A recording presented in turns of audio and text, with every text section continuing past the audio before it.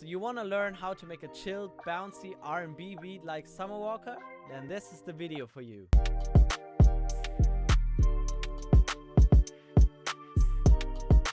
Yo, what up? So you want to make a beat for Summer Walker?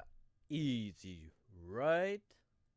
Let me show you. But before the video starts, I want to say that there will be a little, just a little surprise for you at the end of the video. So stay to the end and watch how we do this beat. Let's go. So we're gonna start with a tempo of around 65. Yeah, let's make 66. We're gonna start with the chords, and let me find just a very nice Rode type of instrument to create a texture.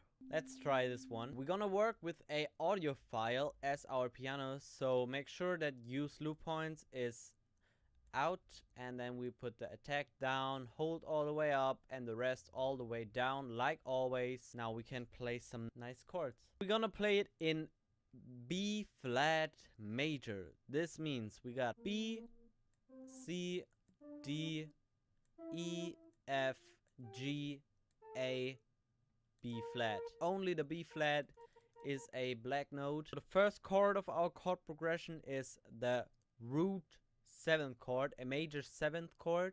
This means we got the root note of the scale, so B flat, and then we build a major chord, so we skip 3 notes first and 2, and then we build the 7th on top, and then we build a dominant 7th chord.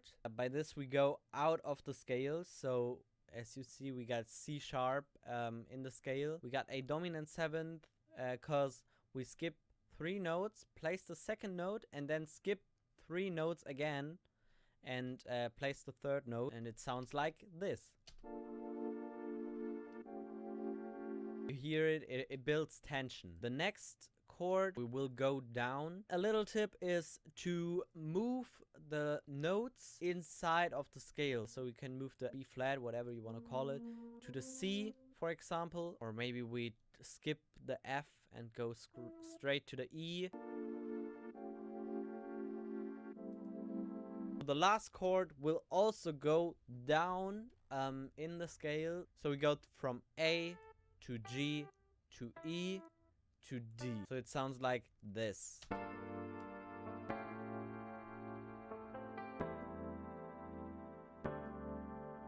Now we got this chord progression, which is just basic. Now what we do is give it a little bit more drive. It was a little bit of work, I'm honest, but it sounds like this now.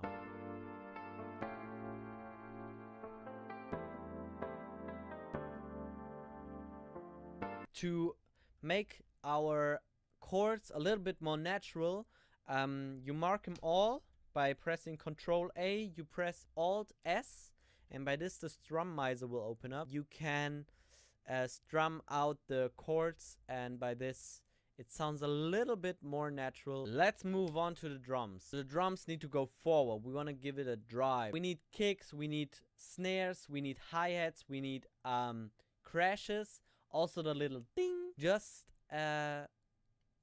nice, clean, crispy, clean sounds. And also what we need is a percussion loop. We take this loop and of course it's not in time. We double click on it, we open up the mode, press stretch, and then we shift the time button. You see, if I shift it, there's like an integrated magnet and it will automatically fit. Of course this only works if your loop is already perfectly cutted. Otherwise you need to cut it before. By Ctrl B you duplicate something like this. Let's find the ding. Yes, there it is. All right, first thing we're gonna do is right click on the hi-hats and press fill each 4 steps. We click on them, mark them all by pressing Ctrl A, then you press shift, click on one note, doesn't matter which one, and you copied the notes, all the notes you marked, and by this you got your 8s. And now you can press Alt, scroll down, and put the velocity down a little bit, press Alt Q, choose a quantization. There's a velocity button. You can move up and down, and also a start time button. And by this, it will get shifted just a little bit on the side. It sounds a little bit more natural. The snares always on 2 and 4, and also the ding.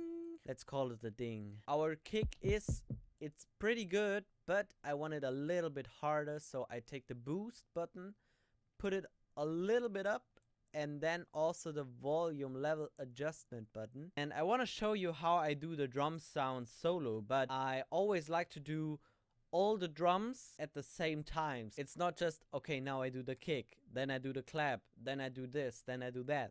It's more like a process from, we start at the 1, there will come a kick, a open hi-hat, a rim shot, and whatever, and then we move on. Now our drum sounds like this.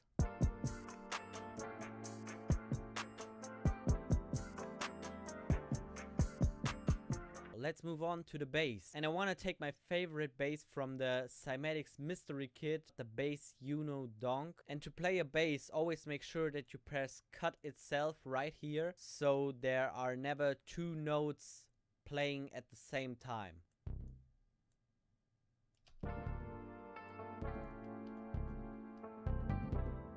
Let me show you the bass. I orientated on the chord so you can see this gray notes right here are the chords, and also on the kick.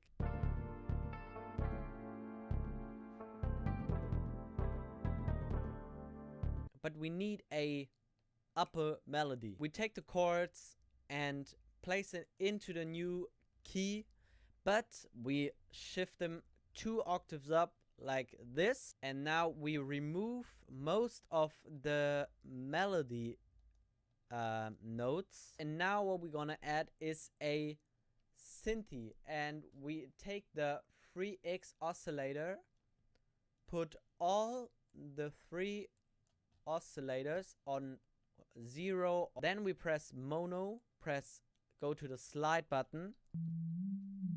Now we go here and play a upper melody. What I would do next is split by channel and arrange it just a little. Yeah, I think this is the beat. I got a little special for you. I want to give you a similar chord progression as a Midi file for free, of course. So if you like this beat and you want to build a similar one, you can take the Midi file down below in the info box and play some beats. So I would really love to hear them, and I would really love to hear your feedback on how it was to build a beat like this, and if you learned something, of course.